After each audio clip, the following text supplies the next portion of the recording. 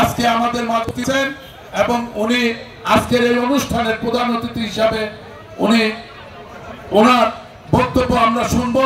ওনার দিক নির্দেশনা মোতাবেক আগামী জাতীয় সংসদ নির্বাচনে আমরা কিভাবে করব সেই আশাই আমরা নিয়ে বুকে আশা নিয়ে আমরা এখানে এসেছি এবং আমরা মনে করি টঙ্গীবাড়ির প্রতিটি জননেতা মিজানুর রহমান সিনহার হাতিয়ার আগামী জাতীয় সংসদ নির্বাচনে এবং লোহজন টঙ্গীবাড়ি থেকে ভালো নির্বাচনে ভালো ফলাফল করে দিব এবং জনগণের কাছে গিয়ে আজকে থেকে আমরা এই মুহূর্তে থেকে প্রত্যেকে এক একজন জননেতা মিজানুর রহমান সিনহা হয়ে প্রত্যেকটি ঘরে ঘরে লোহজন টঙ্গীবাড়ির প্রতিটি ঘরে ঘরে গিয়ে আমরা আমাদের মা বোনদের ভাইদের চাচা চাচিদের সকলকে আমরা ধানের শীষের পক্ষে ভোট দেওয়ার জন্য অনুরোধ করব এবং ধানের শীষে ভোট আনার আমরা আদায় করার চেষ্টা করব।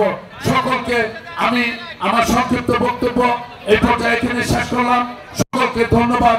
উপস্থিত বাংলাদেশ জাতীয়তাবাদী দলের মঞ্চে যারা উপস্থিত আছেন সকলকে ধন্যবাদ এবং আমার সামনে যারা উপস্থিত আছেন সবাইকে ধন্যবাদ।